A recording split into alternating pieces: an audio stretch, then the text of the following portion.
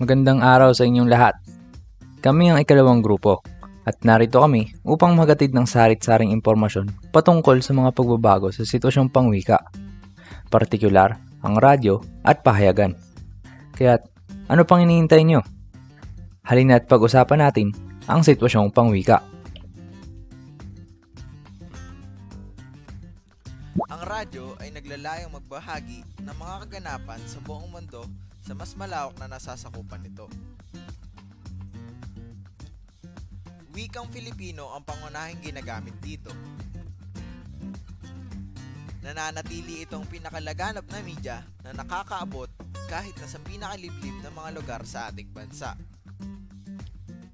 Mayroong tinatawag na FM na ang ibig sabihin ay frequency modulation at AM naman sa amplitude modulation. Ito ang pangalawa sa pinakaginagamit at pinakapinagkakatiwalaang pinagkukunan ng mga impormasyon sa Pilipinas. Ilan sa mga kilalang stasyon sa radyo ay ang Wish 107.5 FM at DWRK 96.3 Easy Rock. Sa regional naman ay ang 91.1 Yes The Best Boracay at 91.9 Love Radio Bacolod. Ang halimbawa naman sa mga programa sa radyo ay ang Double A sa Double B, Action Ngayon at The Morning Rush.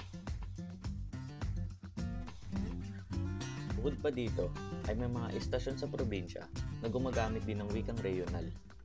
Ngunit kapag may panayam, kadalasan ginagamit ang wikang Filipino upang mas maintindihan ng nakakarami.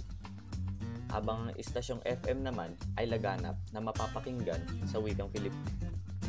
Marami ang nagagawa ng radyo sa atin, tulad na lamang ng pagpapasaya sa pamamagitan ng mga dramang napapakinggan ng mga taong nasa malalayong lugar dahil nga sa nakakaabot ito sa pinakaliblib na lugar sa bansa. Sa gayon, mahalagang gamitin ng wikang Filipino upang maintindihan ng mas nakararami. Ang susunod naman ay ang pahayagan. Ang pahayagan ay may magkatulad na layunin sa radyo, ang magbahagi ng mga kaganapan sa lipunan o sa kung anumang pangyayari sa paraan ng paglilimbag.